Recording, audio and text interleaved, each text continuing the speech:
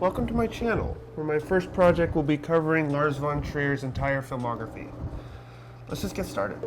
The rated R version of The House That Jack Built is better than Nymphomaniac and just slightly less disgusting than Antichrist, the latter being highly disappointing. So I signed up for a free Amazon Prime trial to download the unrated version of the film, and I was thoroughly disappointed in the lack of distinction. So what's this film about? It's about a serial killer that tells us about 5 different murders he's committed. That's about it. Here's what I liked about the film.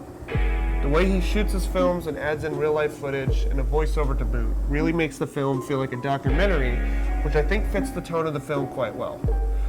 I also like the OCD element of Jack's character. From someone who suffers from it mildly himself, it was interesting to see the condition played out through a serial killer. I think that was a brilliant idea by Lars, because usually people with OCD just go back to check if they left the lights or the stove on. So to see a serial killer with the condition who goes back to check if he left any blood at the crime scene is really, really funny. The acting was great. Matt Dillon continues to portray himself as one of the great underrated actors. I also really like the imagery in the final 20 minutes. The signature Lars von Trier slow motion shit was cool as always. But that's about it. Here's what I didn't like.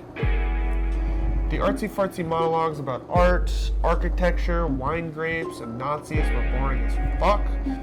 It feels less like part of the actual narrative and more like Lars A, trying to be original, and B, trying to sound smart. This brings up my biggest problem with the film. It's got too much to do with Lars von Trier himself.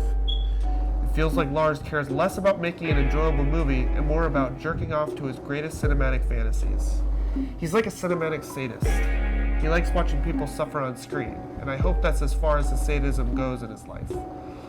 Lars also has this habit of showing the same thing over and over, like that damn piano player, for instance. Who cares? The style of the film was cool, but it felt like it took precedence over substance a little bit. The narration was a cool idea. I've never seen a film where the narration is a conversation between two different people, but I don't think it enhanced the film that much. As far as the ending goes, it'll confuse you, it'll make you say what the fuck, just like most Lars von Trier movies.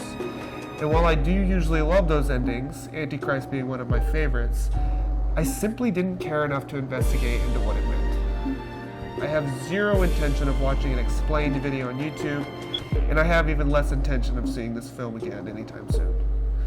I'm gonna give it a 5 because half of me enjoyed it and half of me rolled my eyes every other scene. It's certainly not a poorly made movie, but it's nothing special and very much beneath Lars von Trier's talent. That's all, y'all. Stick around for my Nymphomaniac review coming soon. Or don't. I can't fucking stop you.